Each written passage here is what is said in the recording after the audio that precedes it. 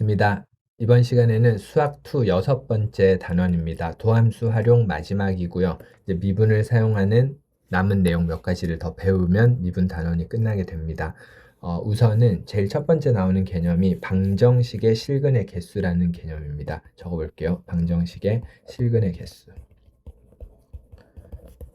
그 2차식 같은 경우에는 2차 방정식 같은 경우에는 판별식을 이용해서 풀 수가 있었죠. 2차 방정식은 판별식이라는 걸 이용하면 이렇게 두 근이 있는지 아니면 중근인지 근이 없는지 이런 거를 판별식의 부호를 통해서 알 수가 있었습니다. 근데 3차함수나 4차함수 경우에는 그 판별식을 쓸 수는 없습니다. 그래서 그래프를 이용하게 됩니다. 방정식의 실근의 개수는 그래프를 이용하고요.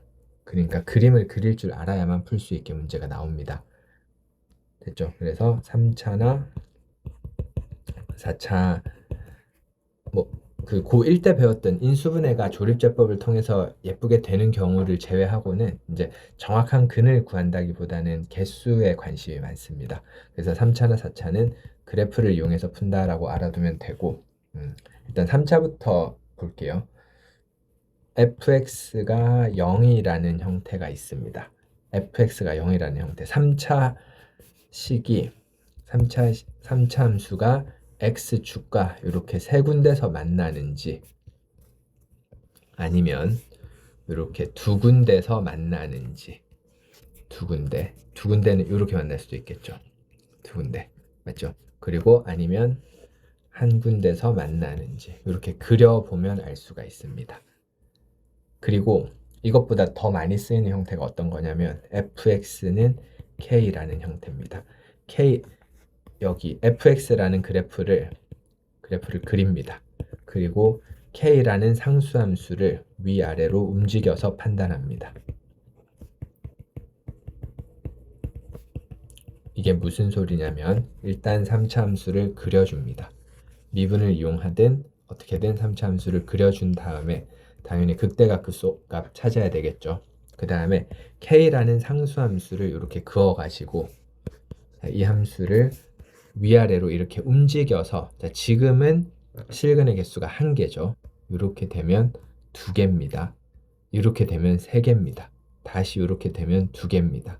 이렇게 되면 다시 1개죠. 그래서 K의 위치에 따라 실근이 2개일 수도 있고 3개일 수도 있고 1개일 수도 있고 이렇게 K를 위아래로 움직여서 판단하는 방법도 있습니다. 당연히 그냥 그림을 그리면 됩니다. 그러니까 쉽게 말해서 방정식 부등식이라고 나왔지만 그냥 그림을 그리라는 소리밖에 안 됩니다. 자, 첫 번째, 두 번째 이런 형태도 있습니다. 세 번째 fx는 gx 형태도 있습니다. 그러면 어떤 fx라는 함수를 그리고 gx라는 함수를 그려서 세 점에서 만나는구나 이렇게 풀기는 쉽지 않습니다. 그래서 어떻게 푸냐면 그 fx에서 gx를 빼줍니다. 예를 들어서 fx가 요 빨간색이 3차 함수고요. 요 2차 함수면 둘이 뺀 함수를 제가 hx라고 한다면 hx 역시 3차 함수죠. 그러면 요 둘의 위치 관계는 hx는 이렇게 생기게 되거든요. 그래서 두 그래프의 위치 관계랑 요 뺐을 때 새롭게 정의한 hx의 함수의 x축과의 위치 관계랑 완벽하게 동일합니다. 어떤 게 동일하냐면 교점 같고요. 요 차이 있죠. 요 차이도 똑같습니다. 다 똑같습니다. 그래서 이 함수를 넘겨서 hx로 만들어서 hx를 그려서 판단하게 됩니다. 따로따로 그리는 건 어렵습니다.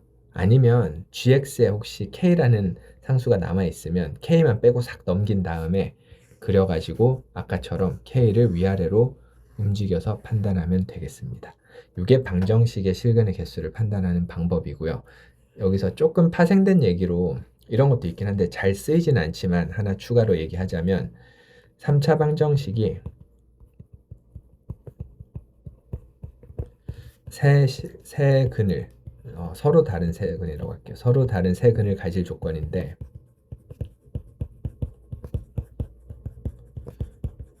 그냥 그려가지고 이렇게 세 개에서 만난다라고 풀면 되긴 하는데 보면 굳이 이거를 좀 이렇게 설명할 수도 있습니다. 극대값과 극소값의 부호가 반대입니다. 그러니까 둘이 곱했을 때 음수고요. 두 근, 그러니까 중근 하나랑 중근 플러스 하나의 근 이렇게 생기면 극대랑 극소 중에 반드시 하나는 0일 테니까 극대 극소를 곱했을 때 0이라는 것도 알 수 있고, 마지막으로 저기 하나의 실근이면요, 하나의 실근에 두 허근이면 위에다 그릴게요. 이렇게 생겼을 때는 극대 극소의 부호가 같기 때문에 이렇게 판단할 수도 있는데 많이 쓰이진 않고 저는 잘 안 쓰긴 하는데, 어쨌든 이렇게 판단할 수도 있다, 이 정도만 알아두고 실제로는 그냥 그래프를 그리면 다 해결이 됩니다. 계속 제가 똑같은 말을 반복하는 것 같은데 정말로 그래프만 잘 그릴 줄 알면 웬만한 건 다 해결이 됩니다. 그래서 방정식은 이렇게 되고, 다음은 부등식입니다. 부등식은 두 가지로 나눠지는데 실수 전체에서 부등식이 성립할 수도 있고,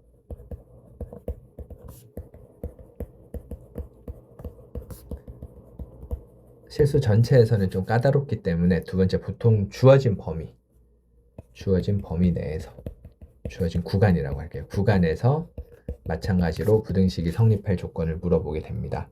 일단 실수 전체의 경우부터 해볼게요. 예를 들면 이차함수가 이렇게 있는데 y는 fx라고 해볼게요. 얘가 항상 0보다 클 조건은 우리가 많이 풀었었죠.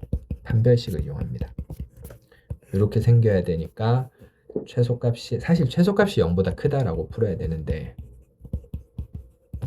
이거랑 똑같은 방법이 중학교 때 이렇게 많이 풀었죠. 고1 때도 많이 풀고, 여기 축과 안 만나면 이 부등식을 딱 만족을 하거든요. 그래서 판별식이 음수다, 이렇게 문제를 많이 해결했었는데 3차나 4차에서는 판별식이 없기 때문에 이런 방법은 잘 안 됩니다.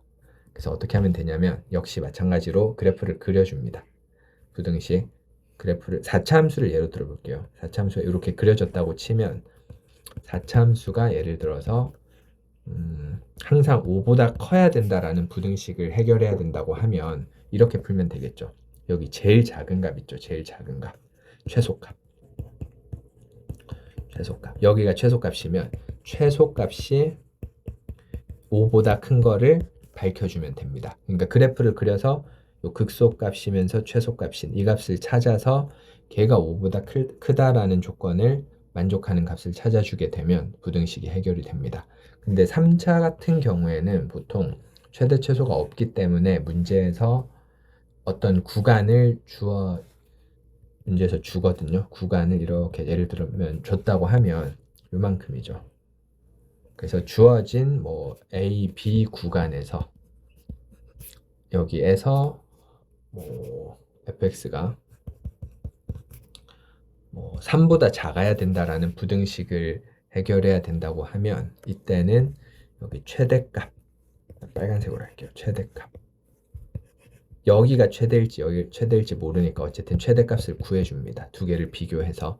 그래서 이번에는 fx의 최대값이 3보다 작은 거를 밝히면 부등식이 해결이 됩니다. 그러니까 마찬가지예요. 부등식도 그래프를 그리고 그 다음에 최대 최소의 정리를 이용하는 겁니다. 최대 최소의 정리. 그래서 최대값이든 최소값이든 찾아서 그 값이 문제에서 요구하는 범위를 만족하도록 해결을 해주면 되겠습니다. 이게 방정식과 부등식이고 대단한 이론은 없습니다. 그래서 한 번 더 얘기하지만 그래프를 그릴 줄 알아야 된다. 알겠죠? 자, 그 다음 내용이 그 1차원 물체의 운동이라고 해서 위치, 속도, 가속도 이런 걸 다루는 건데, 그걸 하기에 앞서서 제가 3차 함수랑 4차 함수의 좀 특수한 3차, 4차 함수를 빠르게 그려내는 방법을 간단히 설명을 좀 하고 넘어가겠습니다. 자, 첫 번째, y는 이런 함수가 있다고 해보겠습니다. 물론 미분해서 극대극소 찾고 잘 그리면 되지만 요거는 인수분해를 하게 되면 이렇게 되거든요. 그러면 x축을 기준으로 0에서 중근이고 3을 통과하기 때문에 그래프가 이렇게 그려집니다. 그러면 미분을 해도 알아낼 수 있지만 여기가 요 내분이 되거든요. 2대 1로 내분이 되거든요. 2대 1 내분. 그래서 요 2대 1 내분이라는 관계를 기억해 두면 굉장히 유용합니다. 2대 1. 그러면 요 길이가 3이고 2대 1로 내분했으니까 굳이 미분하지 않더라도 여기가 2인 걸 바로 알아낼 수 있고 이걸 이용해서 나중에 식을 많이 세우게 되거든요. 그래서 자세한 얘기는 문제 풀 때 또 하겠지만 일단 2대 1이다. 마찬가지로 3참수를 그렸는데 이렇게 그려졌다고 하고 여기가 뭐 0이고 여기가 3a였다고 해볼게요. 그러면 여기가 역시 2대 1이라서 여기가 a라는 거를 좀 쉽게 알아낼 수가 있습니다. 이렇게 그어보면 정확하게 이렇게 4등분을 하게 되면 1대 1대 1대 1입니다. 이 비율 있죠. 이 비율을 좀 기억해 두면 편합니다. 어떻게 사용하는지는 차차 말씀을 또 드릴게요. 3차는 이거랑 하나 더 있습니다. 이번에는 y는 x 세제곱 마이너스 3x라는 애를 한번 그려볼게요. 얘는 기함수라고 하고 원점 대칭이라는 특징이 있습니다. 원점 대칭. 이거는 제가 대칭에 관한 영상을 링크로 또 하나 달아 놓을게요. 일단 이렇게만 적어 놓겠습니다. 이런 식을 만족하는 애를 원점 대칭 또는 기함수라고 부릅니다. 이것도 미분해서 그려도 되지만 인수분해가 됩니다. 억지로 무리수 범위에서 인수분해를 하게 되면 이렇게 인수분해가 됩니다. 그려볼게요. 이렇게 생겼는데 여기가 y축이고 대칭입니다. 여기가 루트 3이죠. 아까는 2대 1이었죠. 지금은 여기가 제가 어릴 때 여기를 중점이라고 마음대로 생각해서 되게 많이 틀렸었는데 결론부터 말씀드리면 1대 루트 3입니다. 이것도 기억해두면 편합니다. 1대 루트 3, 1대 루트 3. 마찬가지 여기도 1대 루트 3. 2대 1과 1대 루트 3이라는 비율을 좀 기억해두면 좋겠습니다. 모양을 같이 기억해야 됩니다. 사용법은 역시 문제를 풀면서 다뤄보겠습니다. 넘어가서 4차 함수도 이런 특징이 하나 있어서 그거까지 말씀드릴게요. 4차 함수는 제가 예를 들어서 이런 함수를 한번 그려보겠습니다. 어떻게 생겼냐면 미분 없이 바로 3중근이요. 3중근 그려주고 이렇게 생기게 됩니다. 여기는 아까는 2대 1이었죠. 지금은 3대 1입니다. 3대 1. 이 비율도 기억해두면 되게 편해요. 여기가 3이라는 거를 바로 알 수 있습니다. 4차 함수의 비율입니다. 그럼 4차 함수가 이렇게 생긴 것만 있는 건 아니니까 또 어떤 것도 있냐면 4차 함수가 예를 들어서 이렇게 생겼다고 하겠습니다. 이렇게 y축 대칭인데 여기가 2였다고 해볼게요.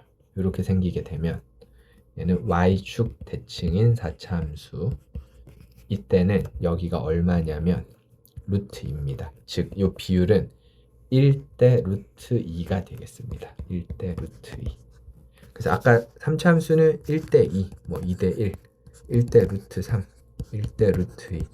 그 뭔가 그 삼각비랑 되게 비슷한 느낌이 나죠. 이거는 아니긴 하지만. 맞죠? 전 처음에 신기하긴 했는데 그래서 이 비율을 좀 기억해두면 나중에 식을 잡을 때나 그 극값 같은 거를 되게 빨리빨리 알아낼 수가 있어요. 그래서 설명을 좀 드렸고 이제 마지막 내용입니다. 미분을 이용하는 제일 마지막 내용. 그 뉴턴이 물체 운동을 많이 기술을 했습니다. 그래서 제가 제목을 이렇게 쓸게요. 1차원 물체 운동이라고 쓰고 사실 물리 시간에 정말 자세히 배우지만 수학 시간에서는 뭐 이걸 엄청 자세히 배우진 않습니다. 저도 물리 내용을 다 잊어버려 가지고 지금 이 시간에 설명드리기는 그렇고 어차피 수학에서 물어보는 내용은 정해져 있으니까 그거 위주로 말씀드릴게요. 1차원 물체 운동이란 뭐냐면 물체가 막 왔다 갔다 하는 게 아니고 운동축이 하나인 겁니다. 운동축이 하나. 그러니까 물체가 여기 선상에서 이 라인상에서 좌우로만 왔다 갔다 하거나 아니면 이렇게 위아래로만 왔다 갔다 하는 그런 운동을 다루게 됩니다. 예를 들면 공을 위로 던지면 이게 쭉 올라갔다가 꼭대기까지 갔다가 이렇게 내려오겠죠. 공을 막 이렇게 던진다든지 이렇게 이런 건 안 배워요. 위로 쭉 올라갔다가 내려옵니다. 이런 운동을 주로 배우게 됩니다. 쭉 올리면 엄청 세게 던지면 우주로 날아가 버리기도 하는데 그런 거는 생략하고 올라가서 최고 높이에 도달하고 다시 땅으로 떨어지고 이런 운동을 다룹니다. 올라갔다 내려오거나 아니면 어떤 물체가 여기서 별처럼 생긴 이 물체가 좌우로 왔다 갔다 하는 이런 운동을 다루게 됩니다. 그래서 이론은 이렇습니다. 그 변화율 있죠. 변화율이 미분하는 거였죠. 맞죠? 우리가 평균 변화율부터 미분을 배우기 시작했잖아요. 그렇죠? 평균 변화율의 극한을 순간 변화율이라고 했고 뭐 그런 식으로 미분을 배워왔는데 그 위치 함수를 문제에서 줍니다. 위치 함수를 뭐 보통 이차 함수를 많이 주니까 이렇게 줬다고 해볼게요. 이차 함수. 이게 얘기하자면 등 가속도 운동인데 이런 말은 수학 시간에는 안 쓰니까 저도 X 치겠습니다.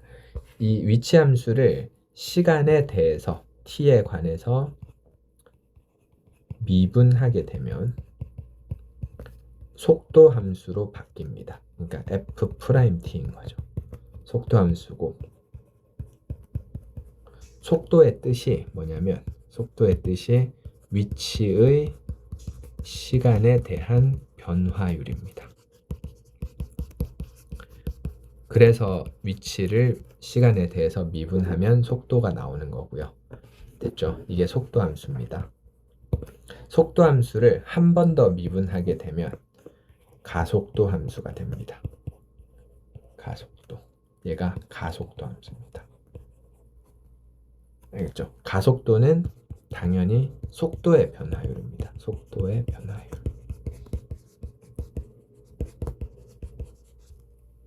됐죠? 그래서 물체를 보통 위로 던지거나 했을 때는 그 중력 가속도만 작용하기 때문에 등가속도 운동이긴 한데 뭐 모든 게 다 그런 건 아니니까 그냥 우리가 기억할 거는 위치 함수를 미분하면 속도 함수가 나오고 속도 함수를 미분하면 가속도 함수가 나온다. 나중에 적분하면 또 이렇게 되는 거는 다음 단원에서 배우게 됩니다. 그래서 여기에 나오는 용어들을 몇 개를 정리를 할게요. 물체를 위로 던지면 물체가 예를 들어서 위로 던졌을 때 비스듬히 던지진 않습니다. 그냥 수직 방향으로 위로 던집니다. 던졌을 때 물체가 최고점에 도달하겠죠. 최고점에 도달하면 두 가지 현상이 생깁니다. 일단 첫 번째로 순간적으로 멈춥니다. 멈춘다는 말은 멈춘다. 속도가 0이라는 뜻입니다. 그리고 나서 운동 방향이 바뀝니다.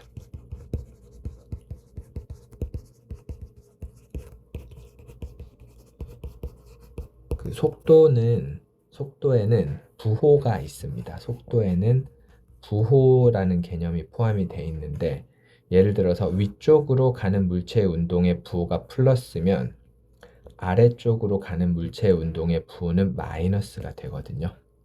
그래서 속도에는 부호라는 개념이 포함되어 있어서 운동 방향이 바뀐다는 말은 속도의 부호가 바뀐다는 뜻입니다.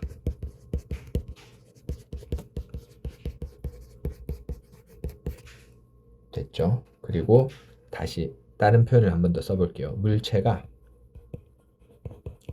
운동 방향을 바꾸려면 운동 방향을 바꾼다 이런 표현이 나와요. 운동 방향을 바꾸면 일단 멈춰야 됩니다. 멈추지 않고 운동 방향을 바꿀 수 있는 거는 제가 알기로는 UFO밖에 없어요.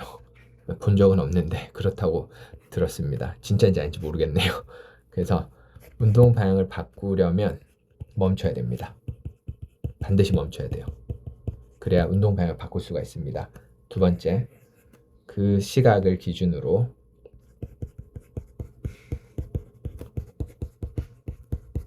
속도의 부호가 바뀌게 됩니다.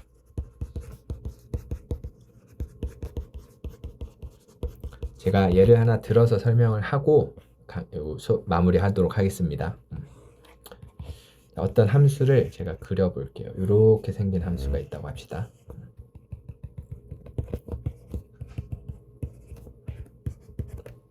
여기가 시간이고 여기가 속도입니다. 그리고 여기를 제가 3이라고 하고요. 여기 조금 그림은 안 맞지만 여기를 마이너스 2라고 하겠습니다. 됐죠? 그러면 이 물체는 어떻게 운동을 하는 거냐면 원점을 출발했다고 해볼게요. 여기 기준점 원점을 출발을 해서 1초를 갈 동안 어떻게 가냐면 속도의 부가 플러스죠. 그래서 속도가 점점 빨라지면서 오른쪽으로 쭉 갑니다. 오른쪽으로 쭉 가서 1초가 지나면 이제 점점 느려져요. 쭉 가서 빨라지면서 갔다가 1초 이후에 느려지면서 2초까지 여기까지 가서 정지하게 됩니다. 얼만큼 간지는 요 면적을 구해야 되는데 지금은 뭐 그걸 구할 필요는 없거든요. 어쨌든 그러면 2분의 3만큼 가고 2분의 3만큼 더 가서 3까지 가서 멈추게 됩니다. 맞죠? 그리고 이제 돌아오는데 왜냐면 속도의 부호가 바뀌었죠. 얼만큼 돌아서 멈추게 되냐면 또 쭉 빨라집니다. 3초까지 쭉 빨라졌다가 3초 이후에 느려지면서 4초에 멈추게 되는데 여기 면적은 다 해서 2밖에 안 되죠. 그래서 이 물체는 최종적으로 1이라는 위치에 와서 멈추게 됩니다. 다시요. 쭉 빨라졌다가 여기서 최고 속도를 내다가 점점 느려져서 멈췄습니다. 그리고는 돌아오기 시작하는데 쭉 이제 돌아와요. 돌아와서 또 빨라지다가 마지막에 여기에 와서 멈추게 됩니다. 최종적인 위치는 1이라는 위치가 되고요.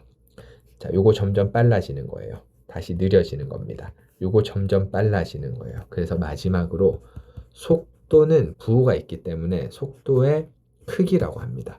속도에서 부호를 제거한 양. 요거를 우리는 속력이라고 부르게 됩니다. 여기서 최고 속도고요. 여기서 최고 속도고, 자, 이 물체는 가속도는 지금은 여기서는 여기에 미분, 양의 가속도입니다. 음의 가속도, 양의 가속도. 이런 그래프를 해석하는 문제는 처음 풀 땐 조금 어렵지만 풀다 보면 요령이 조금 생기니까 자주 보면 좋겠습니다.